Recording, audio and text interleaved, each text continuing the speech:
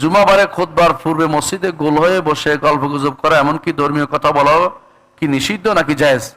নিষিদ্ধ, একদম নিষিদ্ধ। নাহা রাসূলুল্লাহ সাল্লাল্লাহু আলাইহি ওয়াসাল্লাম হেলাকি ইয়াউমুল জুমা, রাসূলুল্লাহ সাল্লাল্লাহু আলাইহি ওয়াসাল্লাম জুমার দিনে হেলাক হয়ে বসা, গোল গোল হয়ে বসা, এমনকি দিনই আলোচনা নিষিদ্ধ জুমার দিনে, কারণ খুতবার গুরুত্ব কমিয়ে দেয়।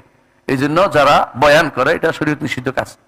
জুমা খুতবার আগে বয়ান করা যাবে না, খুতবার মধ্যে বয়ান, বুঝে আসছে? খুতবার আগে বয়ান করা নিষিদ্ধ। জুমাবারে মসজিদের আদব সম্পর্কে কিছু নসিহত করুন। জুমাবার মসজিদের আদব হচ্ছে মসজিদে ঢুকে 2 রাকাত নামাজ পড়া এবং সামনের কাতার পুরা করা, এমনভাবে বসা যেন মানুষ এরপরে সামনে আসতে না হয়, এবং দুজনের মাঝখানে ফাঁক করে না বসা, এবং এই মসজিদের মধ্যে বসে কোরআন তিলাওয়াত করে যতক্ষণ ইচ্ছা সুযোগ পাওয়া ততক্ষণ নামাজ পড়া, যখন পর্যন্ত ইমাম সাহেব না দাঁড়াচ্ছে।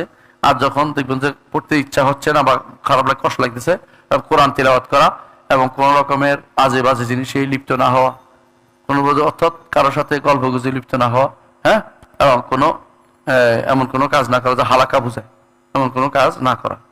আর আসার আগের আদব হচ্ছে গোসল করা, আতর দেয়া এবং সুগন্ধি সুন্দর কাপড় পরা, এগুলো সব হচ্ছে আদবের অন্তর্ভুক্ত।